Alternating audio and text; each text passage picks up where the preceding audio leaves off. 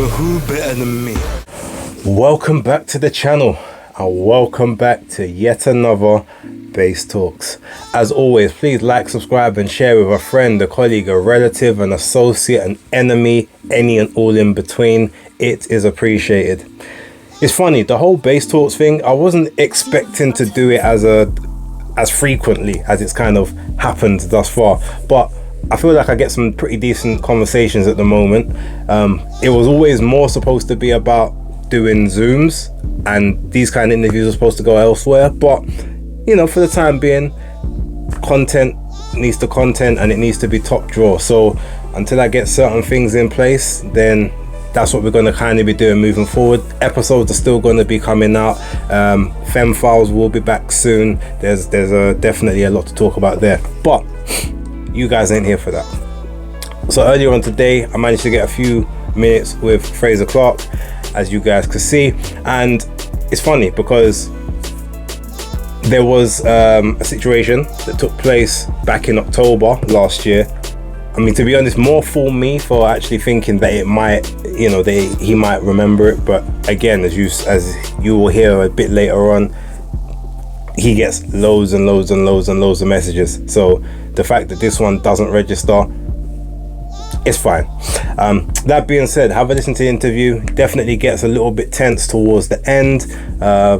But yeah, watch, enjoy, leave your comments, and we'll pick up right afterwards.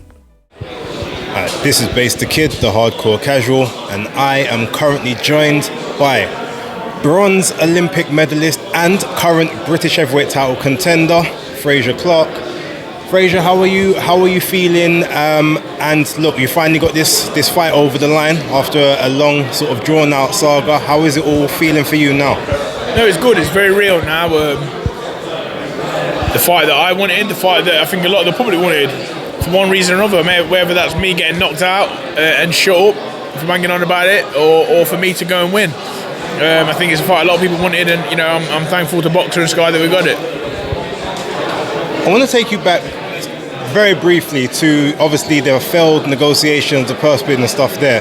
When all of that stuff happened, people like myself, you know, thought that it was obviously maybe not you personally, but it was your side that didn't want to take it. You got a lot of stick for that.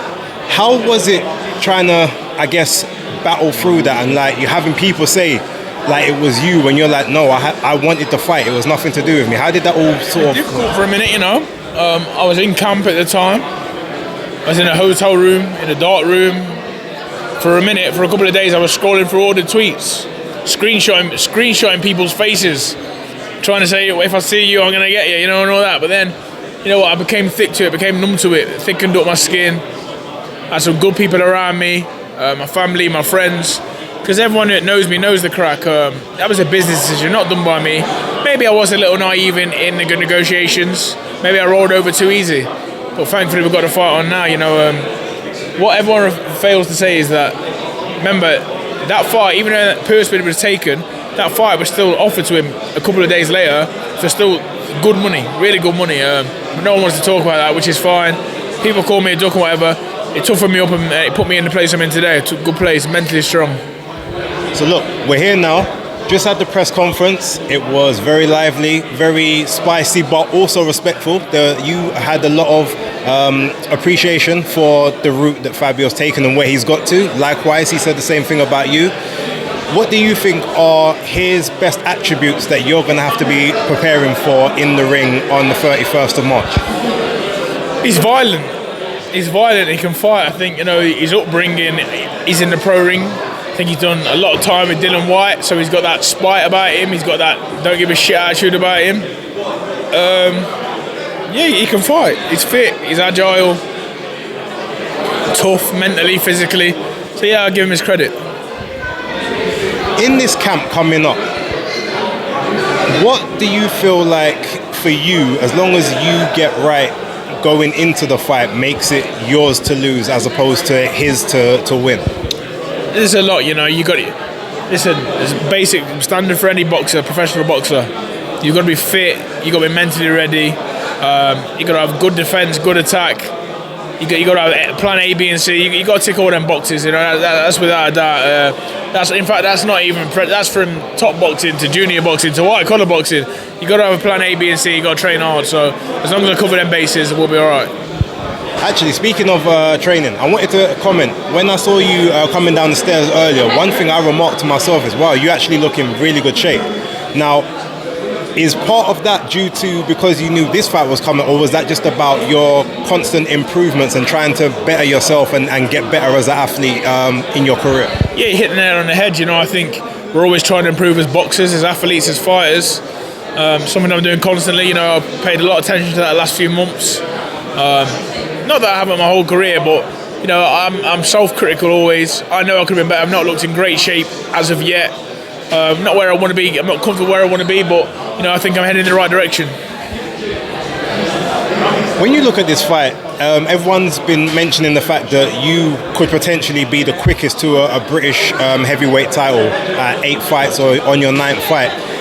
Do you think that all of that, is that almost like an added pressure, like, because for you to be the first to do something, maybe not for yourself, but for all the marketing? Or are you just like happy that your skills and your talent has got you to this level as quickly as it has, supposedly? It's a difficult one because I don't give a shit about all that. But, you know, for the sake of these guys, it means something. But for me, it's just words. So this is Birmingham, Midlands versus Ipswich, I suppose. Going to be on neutral ground at the O2 in London. Who do you think it will benefit when it comes to the crowd? Like, do you think that maybe more of your people will travel down, his people will travel up? Like, how do you kind of see that one working out? Again, not to be a dickhead, but don't know, don't really care. Doesn't matter. I'd go on my own to the fight. I'd turn up on my own with my trainer. I really would. So it doesn't really matter. Okay, fair enough. Look, one last one from me. Sunday, the 31st of March, what do you expect to happen and how do you make that happen? I think first and foremost, be a great card. Second of all, you're going to see the best version of Frazer Clarke, the version that people have been waiting to see. I'm going to knock him out. Oh, actually, before I go, so people won't know, but I'm going to put it now. Myself and you, we did have a discussion on DMs and Instagram period of time after the first fight that fell through, and in that discussion I said, you know, standing as a man, anything I said, if you wanted to see me, approach me at any of these events, feel free to say anything you want, uninterrupted, unchallenged. So with that being said, me doing that, is there anything else you want to address to me or people like me who criticised or whatever the situation? I mean, I don't remember you, to be honest. I literally don't know who you are. I feel like I've never seen you in my life. I get that many DMs of different people, so I wouldn't know. So if you gave an opinion, that's not a problem. But if you come with some fuckery, then I just slap your face off. And that's the same way to anyone who I see in front of me. You have people in the DMs, remember, that talk about boxing. You have people that talk about my family, my kids, and this and that. So if it's an opinion about boxing, no problem, have your opinion. But if you come on some fuckery, if it was you or it was anyone else, then as soon as if you're that guy, then the camera goes to the side and we get to it right now. So that's how it is, really. Frazer, thanks for your time. Best of luck. So yeah, as you can see, you know what? To be fair, just as a general honest guy, as an honest bloke, Frazer's cool. He stands on principle, stands on his word, and more than anything, you know, he is a family man. And ultimately, like me, and I guess like a lot of other people, family is the one place you don't go to. So to be fair, it's a very good thing that I didn't go there.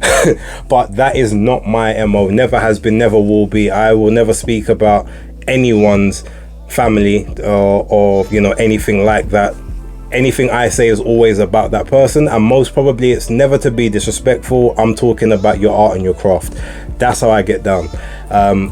And as I said on the video, I stand as a man, and anything I say I can be held accountable to, which is what you guys didn't see is about 30 minutes after that, Frazer walked past with some of the Sky lot. I was talking to October Red, shout out to October every time, and he motioned to me and said, "Oh, let me see those messages, the one from Instagram." So I pulled up the messages, and he was looking through them, was going through them, and he said, okay, all right, cool. Because I got so many back in those days. I was heated. I wasn't sure who was saying what. But yeah, look, this is all like, it's professional. Like, you're just being critical, no problem. And I respect the fact that you can stand up and, you know, be challenged on that. But as long as it ain't nothing to do with, you know, family or personal or stupidness, then it's all cool. It's all love, no problem. We shook hands, you know, and there was no issue after that. You know, it's funny because we fist bumped at the start of the interview. We fist bumped at the end of it, but that fist bump was a little bit more aggressive than the first one. But yeah, shook hands, no issues, no beef, no drama. We even, you know, spoke a little bit away from that towards the end of the day. Yeah, there's no dramas there. I've said what I've said. Anyone who's been on here long enough knows my thoughts and opinions on Frazer, potential career, like where he can go, etc. So it's not really something I'm going to get into again. But yeah, as I say, I've always said it. When I'm on here, anything I say I can be held accountable to, and I show my face, so I'm visible. So if you ever got something you want to say, you want to get something off your chest, you want to challenge me, you want to step to me, wherever it is, like, I'm here. Normal guy, but I'm here. With that being said, thank you very much for watching. Leave your comments down below. Let me know what you thought of the video, and I will catch you on the next one. Peace.